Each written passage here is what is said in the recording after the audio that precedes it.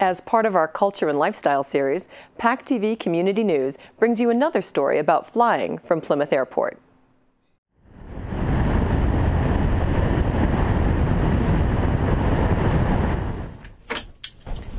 Plymouth's using runway 24, left traffic, runway 24 at Plymouth. We're a town-owned airport. We actually have about 700 acres. We're in the towns of Plymouth and Carver. And we're a general aviation airport. There's no actual commercial service here. And a lot of people might not realize exactly what that means, but it means that there's a lot of diversity here in terms of aviation resources. And the residents of Plymouth and Carver should be really proud of what is here. There's a lot of public service going on here that they might not know about. Boston Med Flight is based here, so they do a number of flights a day. The State Police Air Wing is also based here. They have a number of helicopters. They do a lot of search and rescue missions. Plymouth County actually has a fire plane, which I'm sure a lot of residents don't realize. And the plane goes up, and it actually, if it's in a forest, they'll actually radio the fire trucks and try and help them locate the fire. There's about 150 aircraft based here. There's about 47 buildings, so that sort of helps the tax base. About 200 plus jobs. I started Alpha One a long time ago with the idea that I wanted to bring aviation to the people of Plymouth. We have moms and dads, we have grandfathers and grandmothers. You come down with the idea that you want to learn to fly, and let us teach you. Clear.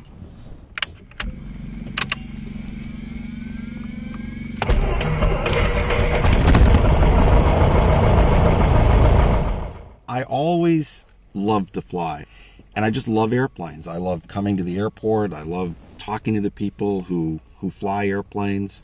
I own a Cherokee 180 that we're in right now. I learned how to fly when I was 50 years old. Kept driving by the airport and said the Learn to Fly sign was out.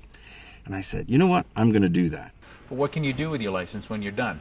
You can fly all over the world, actually, because your license here in the United States is good in a lot of different places. New England is such a wonderful place, and Plymouth is great, but you can fly to Martha's Vineyard or Nantucket or Fitchburg or up to Maine in an airplane like this in much less than an hour, and have a wonderful day with your family. With 4 people here in the plane, you can just go and have fun.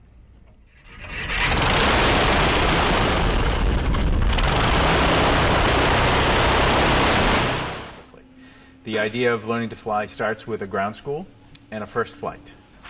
They do the entire flight. If they're with an experienced instructor like we have here at Alpha One, they'll do the taxi, the takeoff, fly all around, fly over their house, climb and change altitudes, get to see Boston if the weather's good, get to see the Cape and the islands and Provincetown, and then they'll return back to the airport and execute a landing with the assistance of their flight instructor. The licensing process is complex, but necessarily so. And pilots themselves have to have recurrent training every 2 years. You have to fly with an instructor. They have to make sure you still have your stuff. And you have to have a medical exam every couple of years too. So the pilots are well conditioned to what they have to do. Safety it's all about safety. This is a very typical airplane we use in training pilots. Airplanes are different than cars because almost every single airplane that's built has a dual set of controls. These controls are actually linked directly by a bicycle chain, and you can see the controls work together, including the controls on the floor. And the idea of that is that a flight instructor can recover or adjust or manipulate the controls at any point in time throughout the instruction process. The second exam occurs about midway through the training process, which is a written exam issued by the FAA. It's done on a computer. It's very simple. There's plenty of preparation for that. Then the final exam is a 2-part exam at the very end. We set them up with a designated examiner, an FAA examiner. And once that's accomplished, they're a licensed pilot. It takes about a year, maybe a little less, maybe a little more in some cases. The greatest opportunity that we have is to connect people with their passion.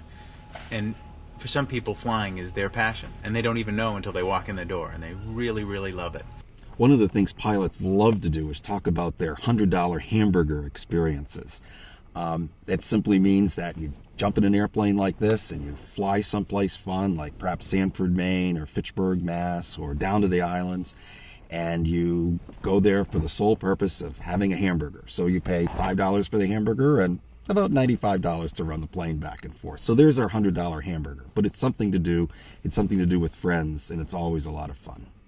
One of the nice things about this airport compared to a lot of the larger airports is it's still somewhere where kids can come and actually be like, whoa, you know, and see planes and get close to them, and we do a lot of tours.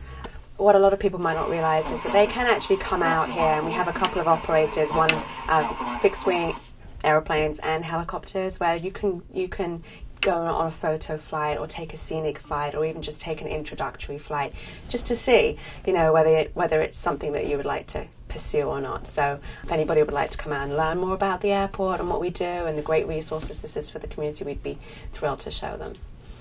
There's a poem by Leonardo da Vinci, who of course was the great Italian inventor and had a passion for flight himself. For once you have tasted flight, you will forever walk the earth with your eyes turned upward, for there you have been, and there you will always long to be. And that's really kind of how pilots feel. You know, on takeoff, we have all sorts of things to think about. You've got to make sure that your airspeed is right, that all the gauges are reading properly, that the compass is showing the right direction and all of that. But I've got to tell you, I take just 2 or 3 seconds when the wheels lift off the ground and the ground falls away, that you get just a little tingle. And after the thousands of takeoffs and landings that I've made over the last number of years, it's always there. It never changes. It's just as much fun.